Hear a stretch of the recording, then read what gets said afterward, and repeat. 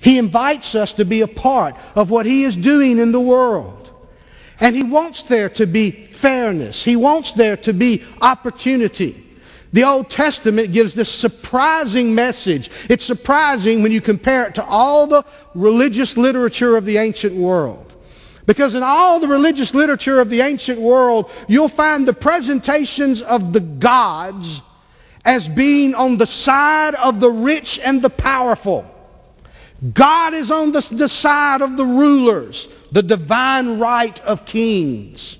And therefore, if you want to be on the side with God, you better be on the side of the rich and the powerful and the rulers, because God is on their side.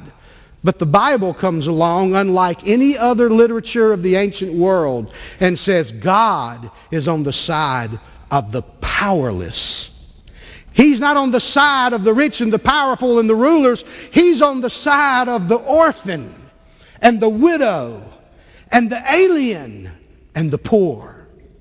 Those who have no voice, who have no power, who have no advocate in society. God is on their side. And when God established Israel, He took them out of Egypt, where they were in bondage and slavery, and then brought them on that miraculous journey through the wilderness, gave them the 10 Commandments, and then led them in the conquest of the land. And then He divided the land among them. He established a set of laws to govern their life in the land. And in Deuteronomy, we're hearing those laws. And here's what He promised them. There'll be no poor among you if you do what I've commanded you. The ideal. But then God expresses the reality. There will always be poor among you. For us, it raises the question, are we as New Testament Christians bound by these Old Testament laws? There are all these laws, and we're going to look at just a few of them, or at least talk about them, in the Old Testament. Are we bound by them?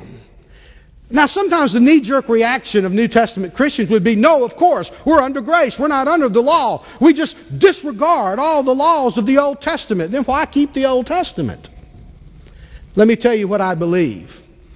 Old Testament laws of justice are based on God's character, and God's character does not change.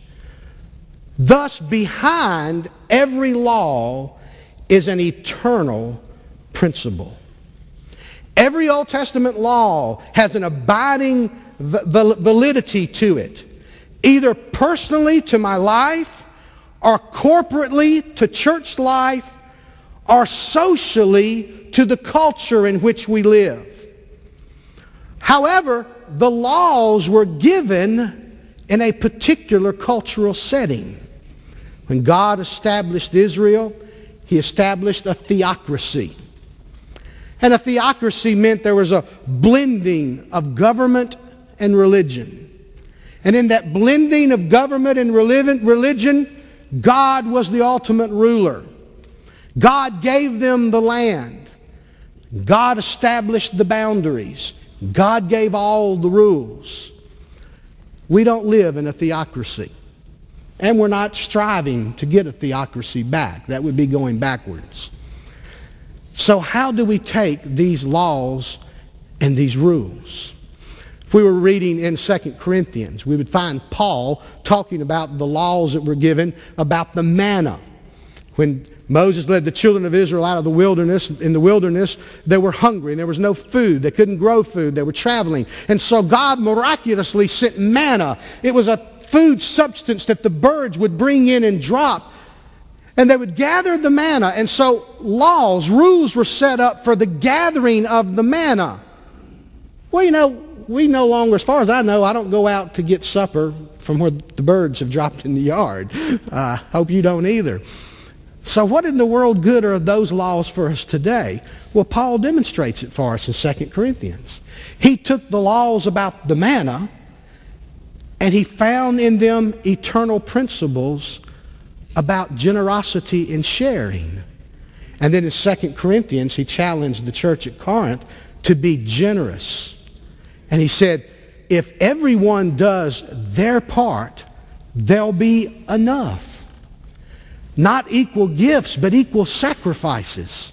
And if everyone gathers and everyone gives, there'll be enough for God to accomplish what he wants to accomplish. Well, the Old Testament law about manna no longer works, but there's an eternal principle there. And that eternal principle, Paul takes it and applies it.